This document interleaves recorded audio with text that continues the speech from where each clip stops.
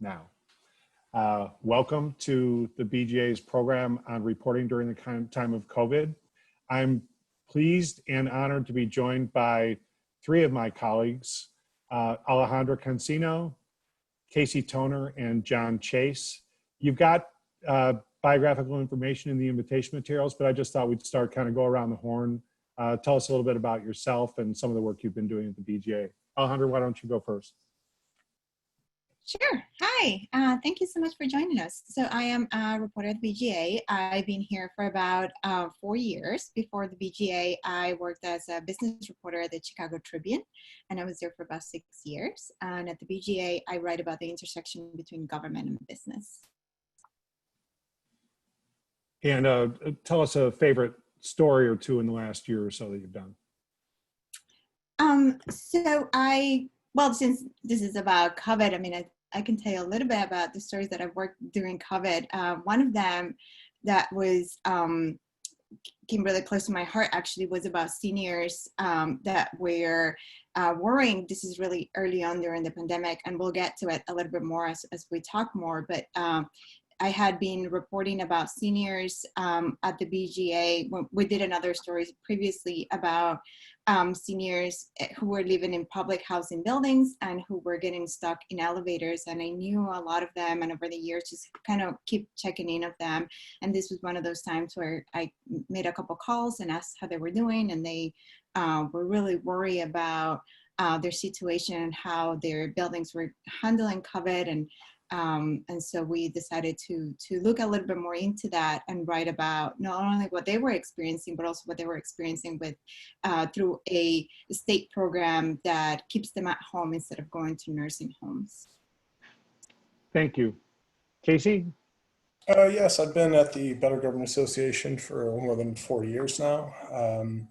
I'm just a reporter. I cover all kinds of things, politics, corruption, and I've even done some feature stories. A couple of my favorite things I've worked on since I've been at the BGA was my partner and I, Jared Rutecki, worked on a series about police shootings in the suburbs, where we looked at about a dozen years of police shootings that really kind of flew under the radar for most people.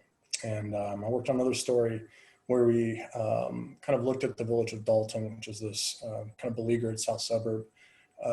And kind of we looked at, what happened to it over the past 30 or 40 years. And I'm a child of the south suburbs, so, writing about it felt, personal. It was something I really enjoyed. Thanks, Casey. John? Yeah, hi. Thanks, everybody, for joining us. I'm John Chase. I'm the Director of Investigations at the Better Government Association. I've been with the BGA for a little more than 3 years now. I joined the BGA after 18 years at the Chicago Tribune, where I covered state government and did both city and state politics, political focused, both sort of beat reporting and also investigative work. I joined the BGA right after the elections in 2016. And my answer to what's my favorite story is super easy because I get to pick from all the stories that everybody's done. I will say, but two of my absolute favorites are Alejandra's and Casey's for sure. And no, seriously, we've done a lot of good work. The whole staff has. Three things that sort of really have stood out to me are Alejandra's work. Alejandra did a really great long-term investigation on O'Hare and sort of the history of corruption as the city is engaging on the biggest public works project related to O'Hare. She did that last year.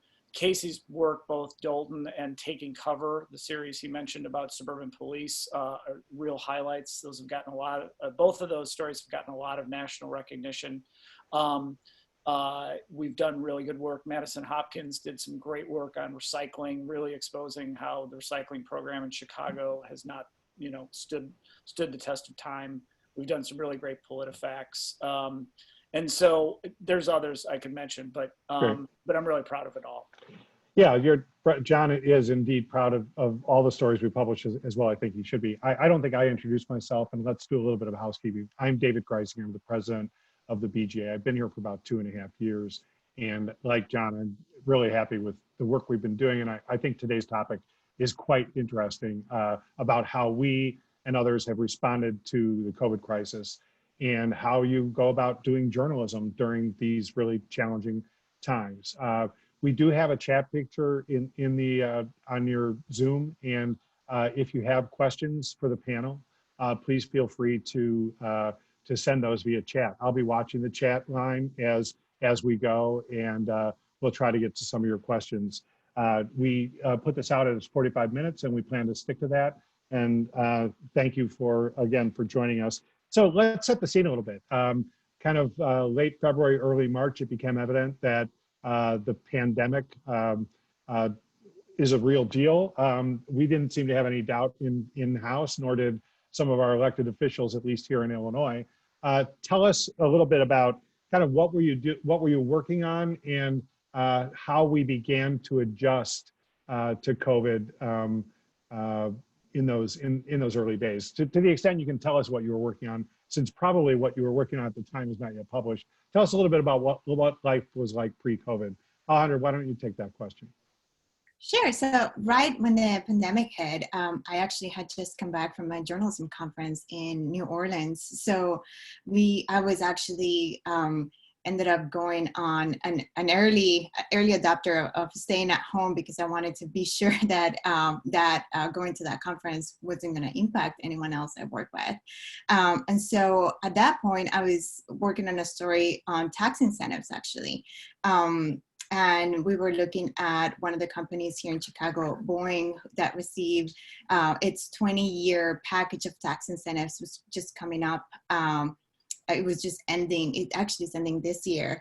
And so as I was looking into that, we slowly started to, first slowly started to move toward our coverage of the pandemic. And as I said earlier, one of the questions in my mind as I was reading all the stories and how COVID was really impacting seniors and older people, I really was wondering what was going on with all the seniors that I had previously written about. And I knew based on previous reporting that there was this government program, a state program that keeps seniors at home. And these are some of the most vulnerable seniors. As you can imagine, if you qualify to go to a nursing home, obviously like you need, it's a higher level of dependence on someone else. And these seniors have an aide that comes to their home. So, sorry to interrupt, Alejandra, but were you out in the field very much? Were you in your office? At what state, what is the day like for a reporter pre-COVID? And we'll get to what we've done post-COVID. Were you getting out a lot, or were you kind of in the office digging through documents, et cetera? No, at that point it was mostly reporting over. Before COVID, yes, there's some of being in the office and looking through documents, and some of knocking on doors. For many of the stories that I've worked on, it's a lot of going into people's homes and asking them how a certain policy may or may not be affecting them. And post-COVID, it has been a lot of working the phones, really, in order to keep them safe and to keep me safe and kind of comply with the orders of staying at home. I have since this summer been able to go out a little bit more, and that has been interviewing public officials in their offices. So I'm wearing a mask, the public official is wearing a mask, and we're just having a conversation in what's become the new normal. When I have met with sources, we've met at coffee shops where we're both wearing masks, or we, it's always outside. And I recently had to interview someone for a story, and they took my temperature before I came into their space, which it's sort of the new normal. Right. Wow. So John, tell us a little bit about kind of when you saw COVID coming, and when you have a whole newsroom full of investigators, many of them working on weeks-long, months-long projects with long timelines, publication dates out weeks and months from the moment. What does that look like when you're managing? And yet at the same time, the only thing anybody's talking about back then and even today is COVID. So what does that look like from you as the leader of our news gathering operation? Yeah, it was a tough decision. I remember Alejandra actually talking to me that week. So, it came to us the same time it came to everybody else, that week of right around mid-March. And at first I was like, okay, let's, we're not going to be able to compete with the dailies. So let's just, use this opportunity to to work on our long-term stories. And within about, Alejandra mentioned that. I'm like, that's sort of what I told her. And then within less than 24 hours, I said, nope, I was wrong. We need to pivot. Like, this is going to be here for a long time. We're going to have to do something.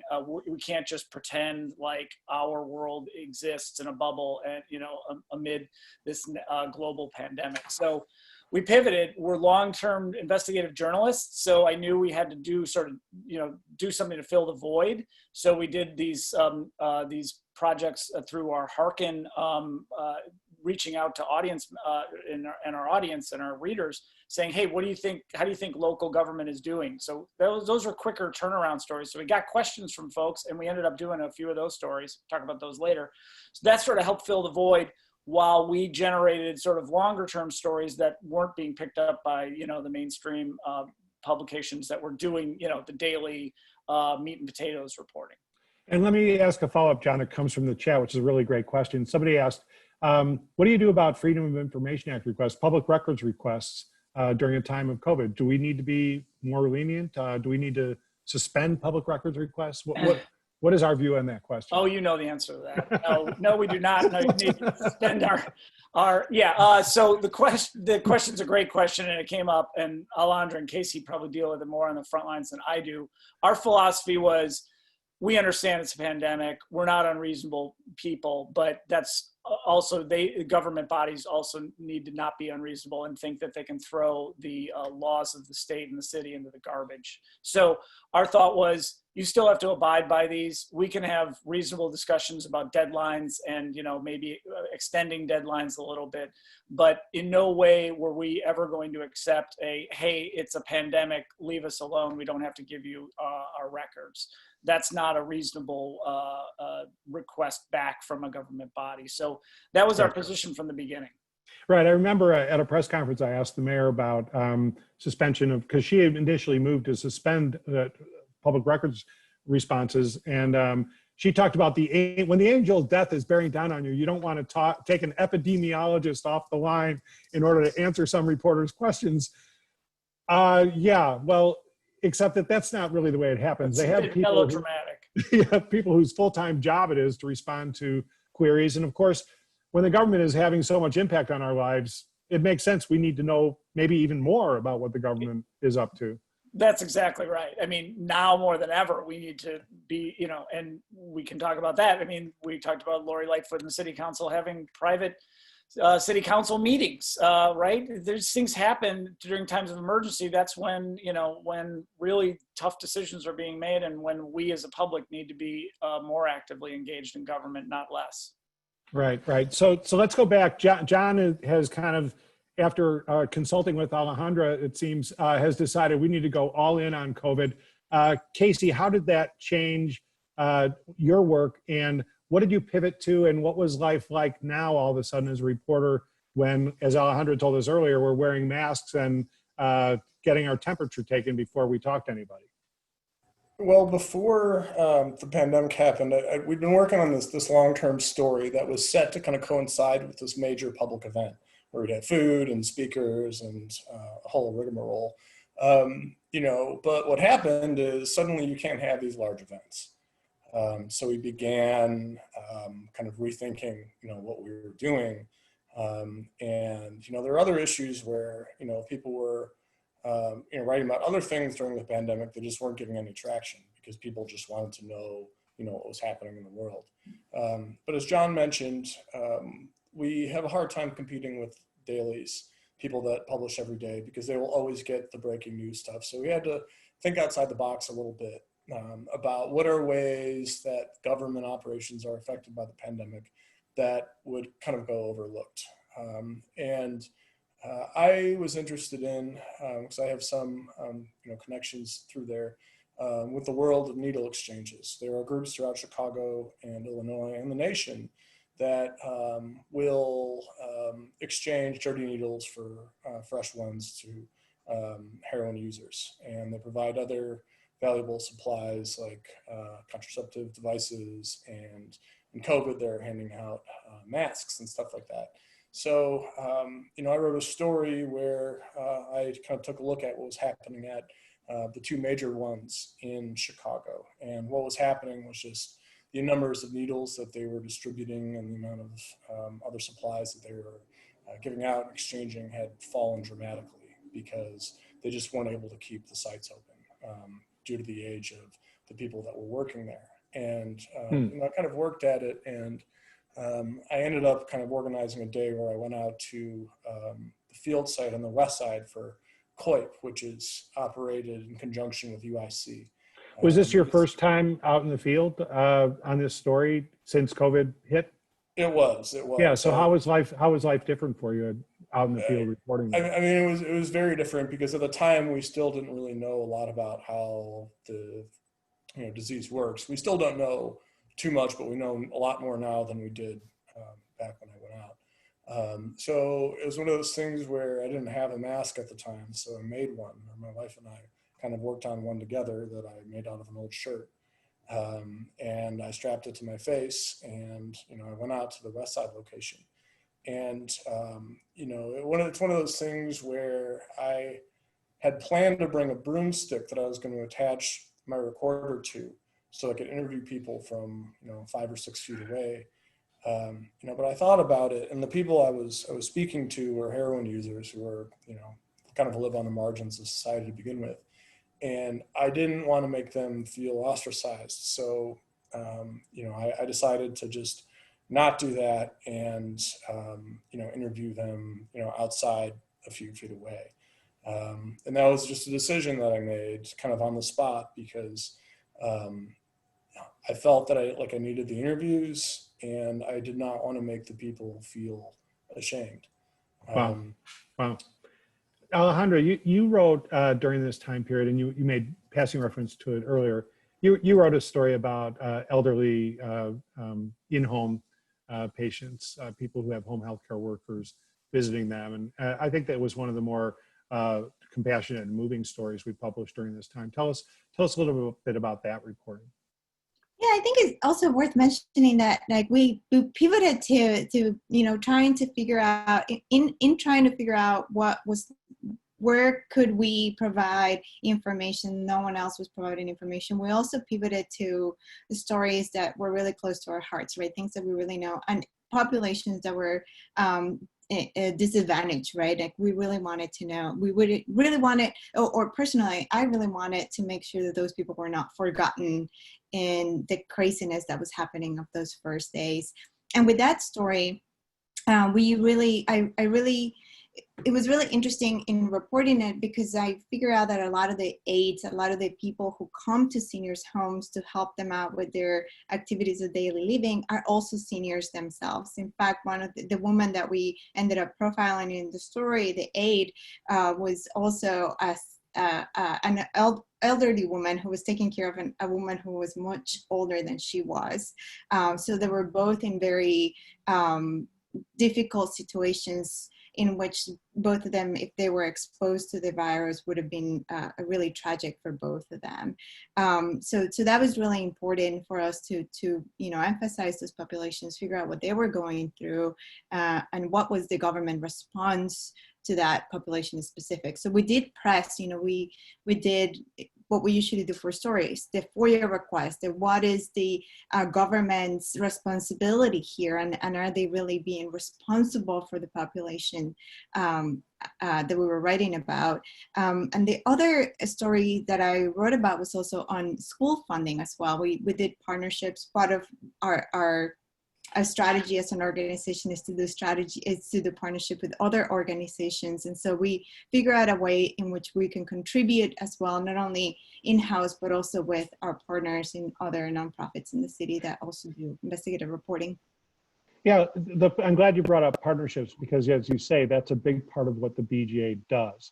And in addition to the challenges of getting out in the field and finding people and talking to them and not putting their health or your health at risk, John, we've got a number of different partnerships, multilateral and bilateral partnerships that eat up a lot of our time and energy. It's really worth it because of the reporting resources we can apply against it. But how have the reporting partnerships in that work been affected by the inability to get a bunch of people together in a room and talk about what we're working on? It's been difficult, no doubt.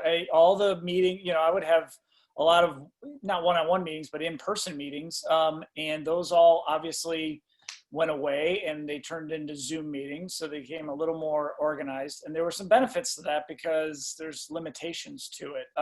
So just the meetings themselves was sometimes just tougher to sort of get together and get everybody on board.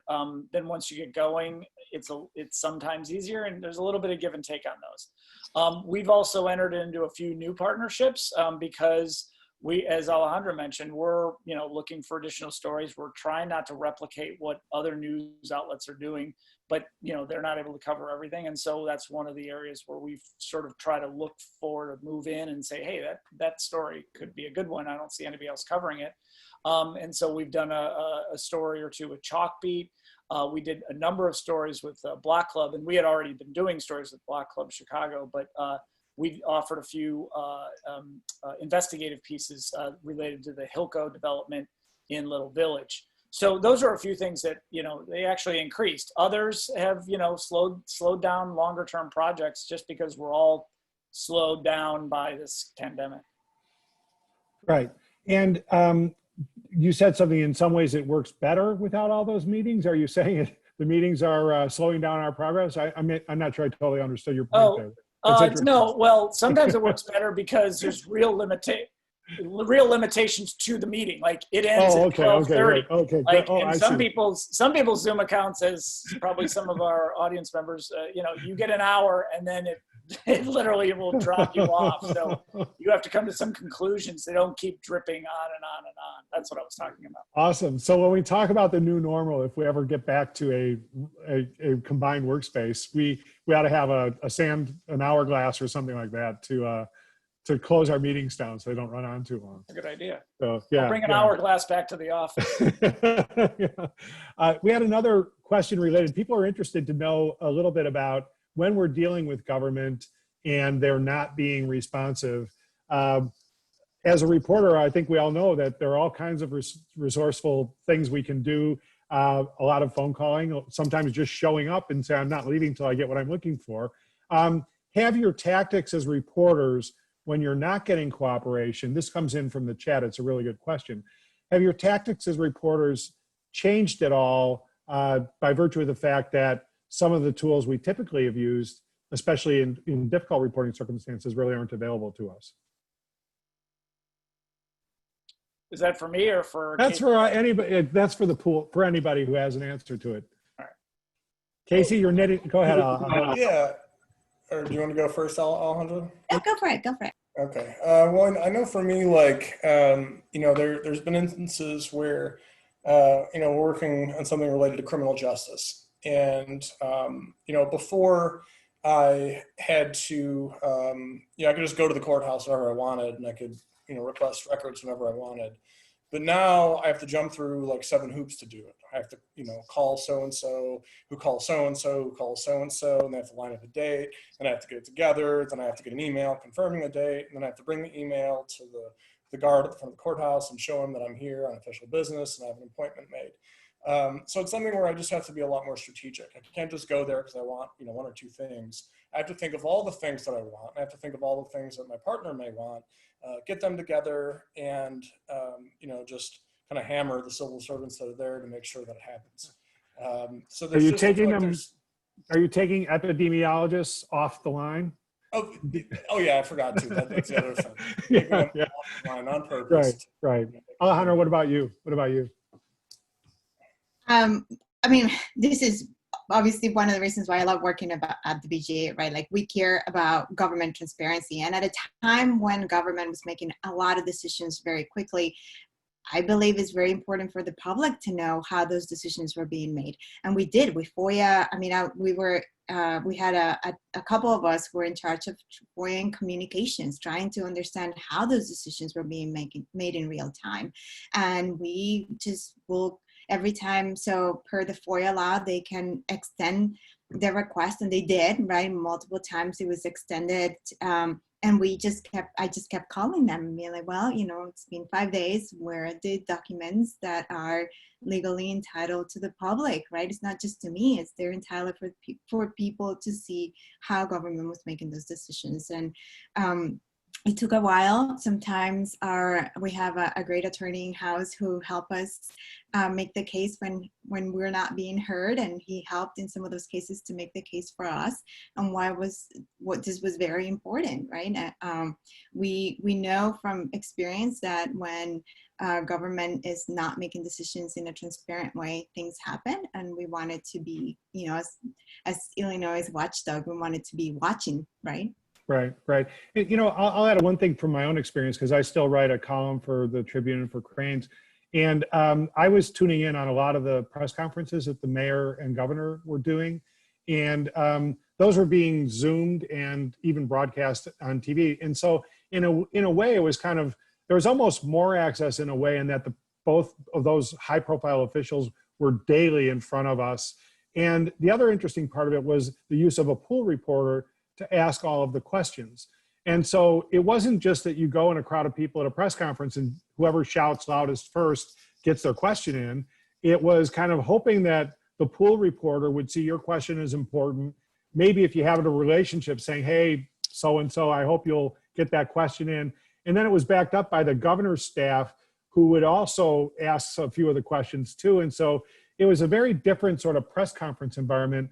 But the benefit was that the availability was in some ways greater than what we are typically seeing, where day after day, sometimes neither the governor or the mayor typically has been available.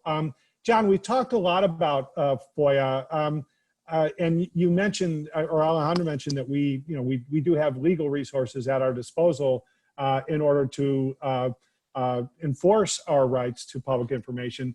Can you talk a little bit about, and I know that not all of this is your work, some of it is Matt Topic, our First Amendment lawyer, but talk a little bit about our fight for access to information in the courts during this period.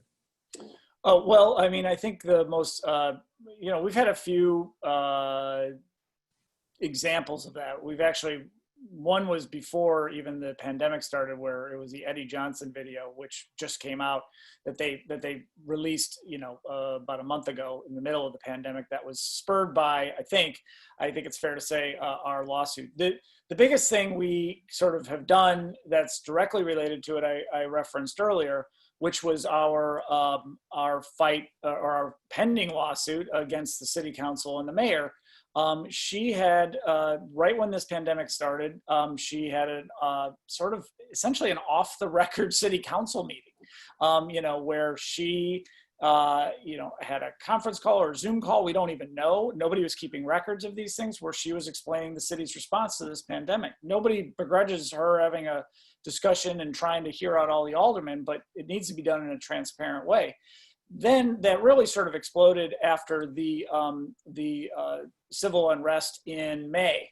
And it really came to a head, and we stood up. I was reading the story. A few of us were reading these stories. And it's like, wait a second, these are supposed to be public meetings. Every single alderman was there. And, some of the comments that the mayor made were being leaked, and that turned into a sideshow. But the real story, in my opinion, was the fact that this was happening at all. So, I mean, we sued, Matt Topic, our lawyer, sued. You, David, approved it and said, yeah, let's absolutely try to make a point out of this. And we did. And, immediately the mayor said, oh, I'm not doing it again. And she blamed the leaking of her statements on that. But, the lawsuit's still pending as far as I know. And, it hasn't happened again, and that's great. But really, we still don't know exactly what happened in those meetings, and that's still something we're fighting for. Great. So I'll remind our guests that we do have the chat open if you want to send a few questions in. We're down to our last about 15 minutes. And so if you want to send questions in, please do. Alejandra, I'm curious, when you look back on kind of our pivot and what we've done differently, we've talked about that. Tell us a little bit about a piece of content that we published that maybe we otherwise wouldn't have, and give us your thoughts about whether, about what we published. Yeah, so we have this great tool for public questions, right? It's called What the Gov. And it's really, I actually really love it because it allows us to get some ideas from the public about what they think is newsworthy, or what the questions that they're wondering about that no one else is answering. So one of my colleagues, Madison Hopkins, did 2 stories, one of them about weddings. We actually got a number of questions about what's going to happen with my wedding now that, you know, no one can leave their home.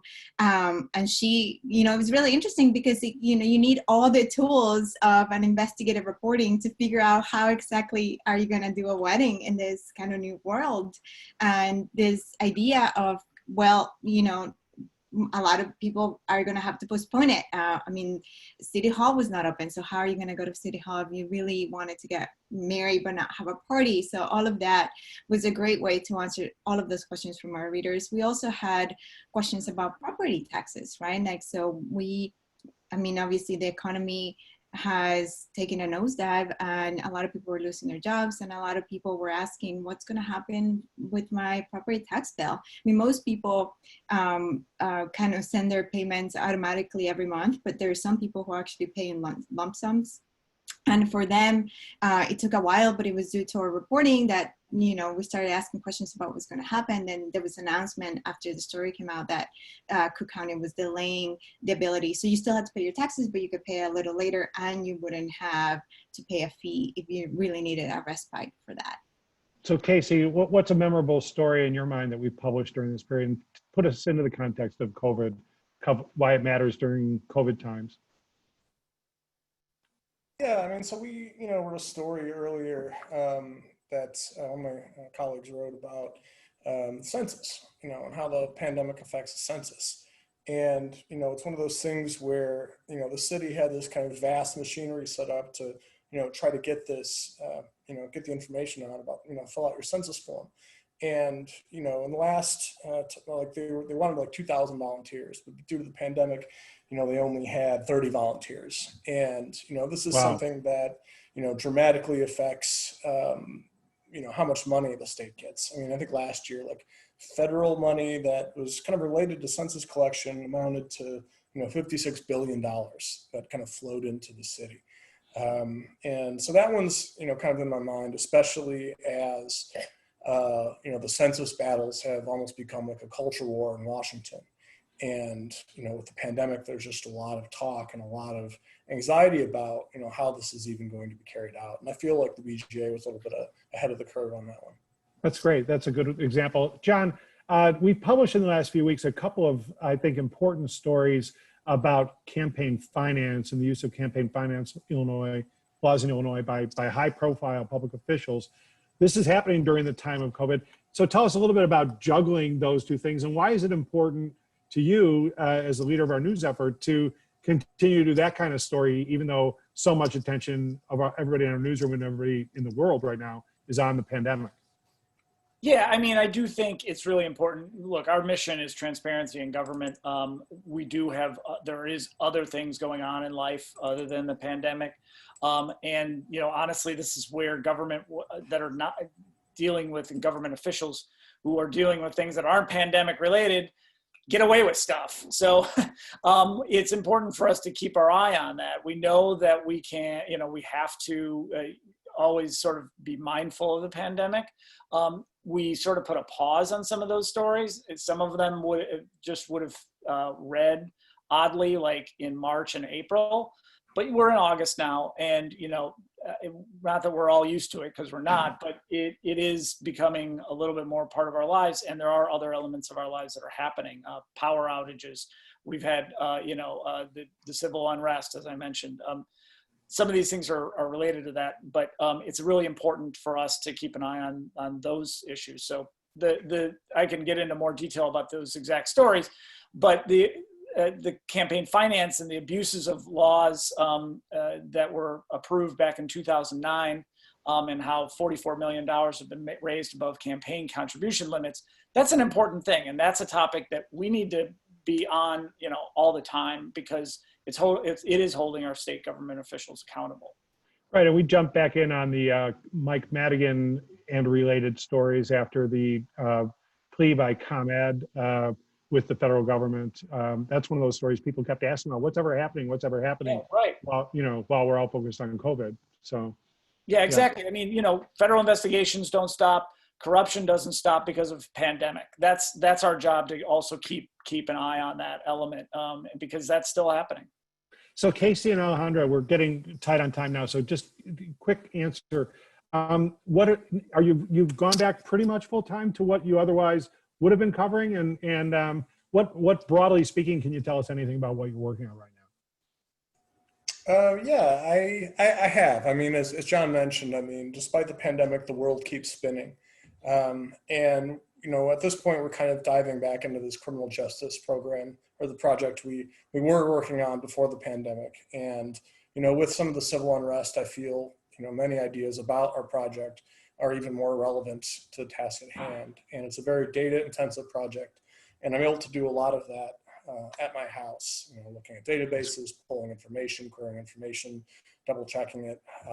And that's kind of what I've spent my time on, but I can't talk about, Right. too much of what it entails. We wouldn't want you to, and John would probably put his hand over your mouth if he could, if you did. Alejandra, how about yourself?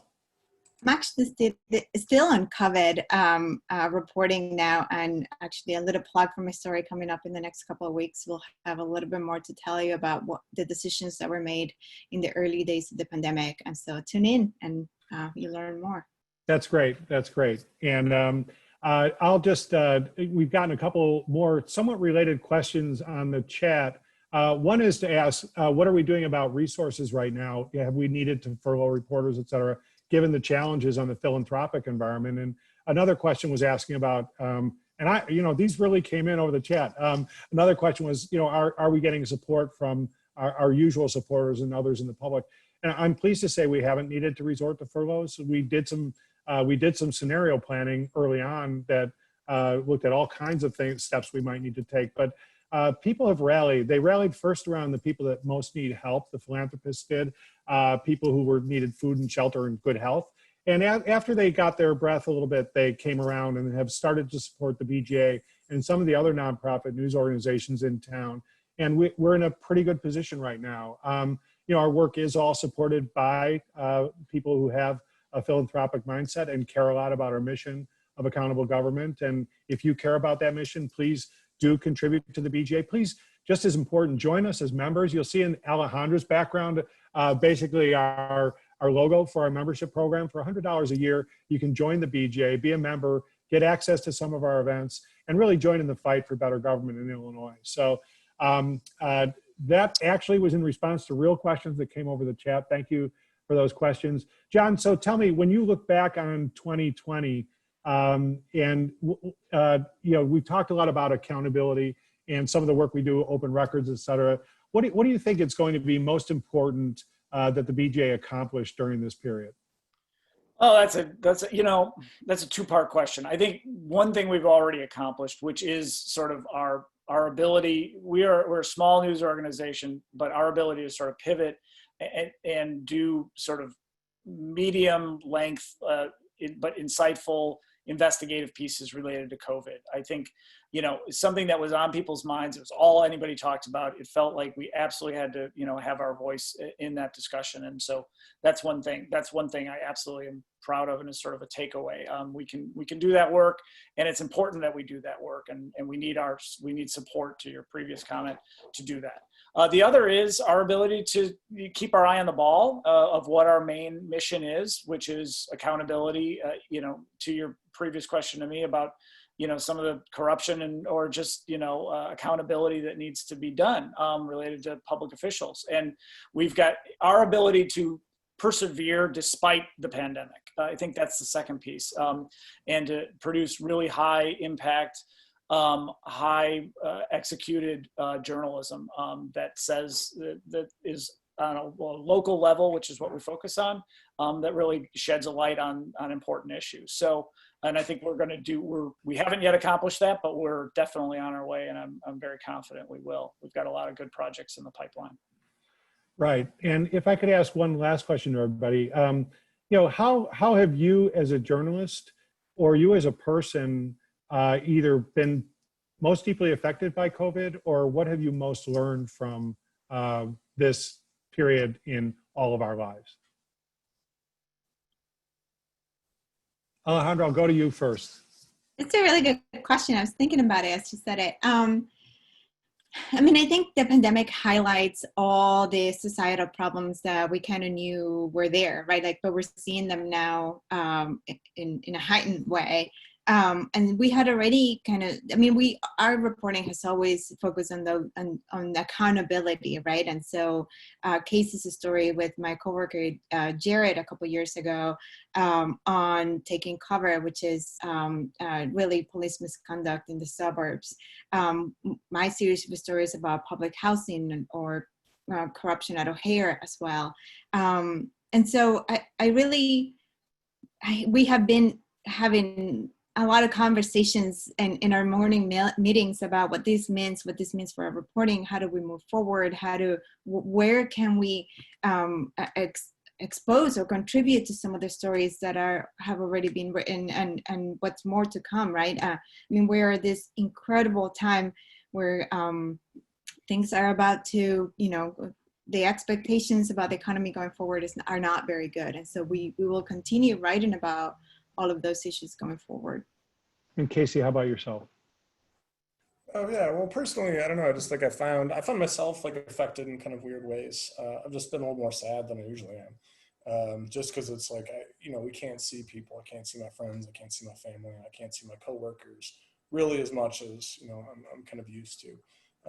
So that's something. And to kind of what Alejandra said, the pandemic has really thrown these kind of big problems we're already dealing with, as an American society, into the spotlight. And I just feel like the sun has gotten hotter, because of what everything's happening. And, for us, I think it just means, doubling down on, the stories that, matter to us. And I remember I was asking on Twitter, I was asking people, how they're dealing with, anxiety related to this. And for me, and for I think a lot of reporters, the work has brought me a lot of joy. Like the story I wrote on the needle exchange, and telling the stories of some of these heroin users, I felt like kind of put me in a better place, at least, because I felt like I was at least doing something, shedding light on an issue that otherwise would probably been ignored.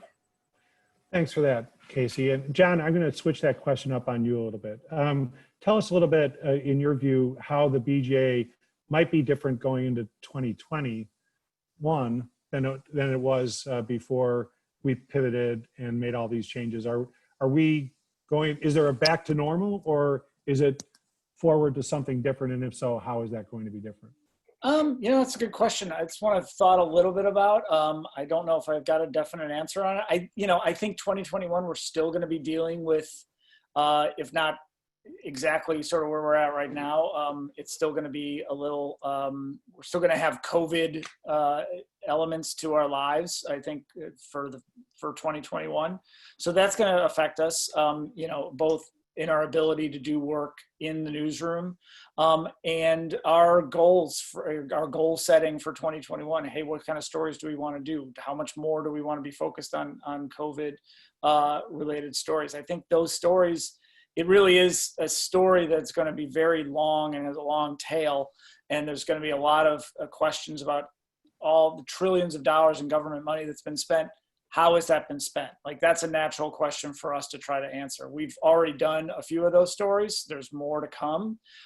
And so that's one thing, like that's like going to be sort of a cornerstone. It's always going to be there for 2021, the type of work we would do. But to the same effect, on the same thing though, I do want to say, like, to our previous questions, the corruption and accountability we'll never take our eye off that ball. So that's also will be there too, and different elements from COVID might intercede in that, but also there's some really clear stories that might not be COVID related.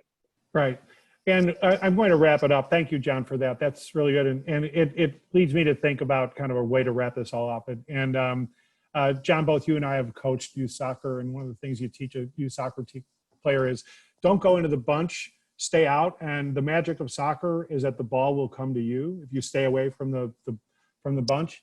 And like that, I think the BGA, we don't go into the bunch. We tend to stay outside, and the story comes our way, or we find stories out in that area. I think now more than ever, with all that's going on, as you pointed out, John, with the money that's flowing into the state and all the equity issues that have come up, we're in a place where stories are coming our way. The things that we've been doing for so long are more relevant, and the stakes are far higher than perhaps at any time in our lives. So it is an exciting moment for us as journalists, as down and depressing as these times can be, as Casey points out. But it's a time when the mission that we're pursuing is very important, and the support we've gotten just really underscores that. We've got some really exciting announcements coming about some of the changes at the BGA, and that we'll be more equipped going forward to handle even bigger stories in more important ways. So thank you very much. Stay tuned for that. Thank you very much for the panelists, for Alejandra, Casey, John, for leading this panel. And thank you all for joining us. And thank you for your interest in our work. And those of you who are supporting us, thank you very much for that too. Goodbye.